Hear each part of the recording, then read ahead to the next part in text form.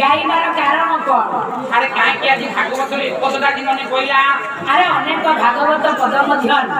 ए पदटा गाइबार अर्थ आमे आज बुझी पाउनी काहे आज इयाडे पसिलो अरे अनेक भागवत पद भी ए पद गाइबार यथार्थ अर्थ थाए